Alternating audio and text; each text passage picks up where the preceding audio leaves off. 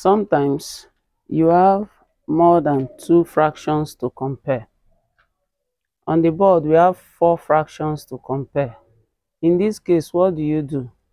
If you want to go by the LCM, it will be way so lengthy and it will take so much time. So we want to use the decimal method to look for the fraction that is greatest among these four fractions.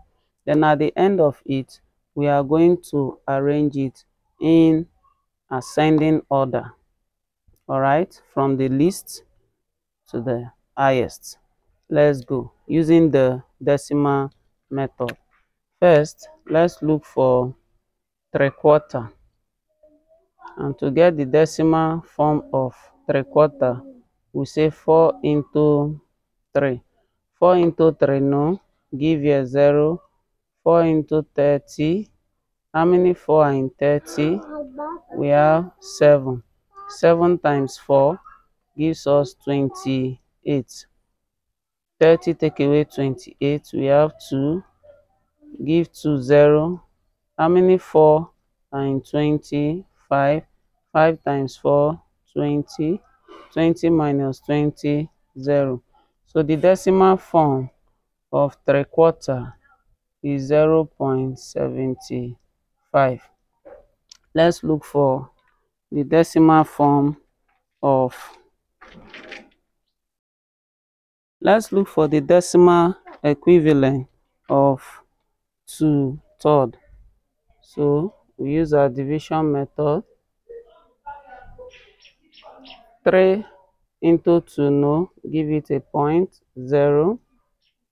3 into 26, 6 into 6 times 3, 18.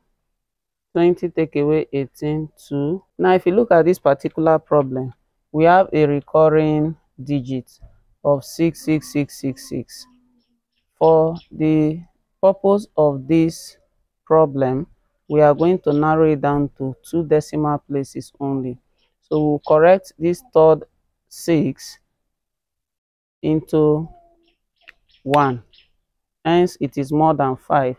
We are going to change it to 1 and give it to the second 6, and it becomes 0.67.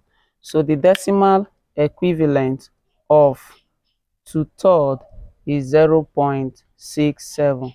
Let's look at the decimal equivalent of 7/8. Looking at the decimal equivalent of 7/8, we use our division.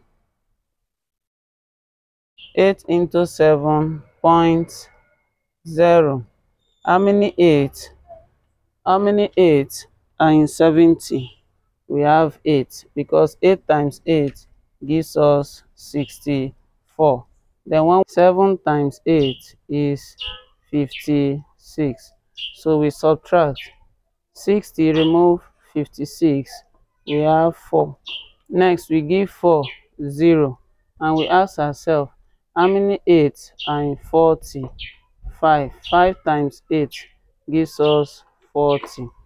So hence we are working with 2 decimal places only. We are going to correct 5 to 1 and give it to 7, and our result becomes 0.88.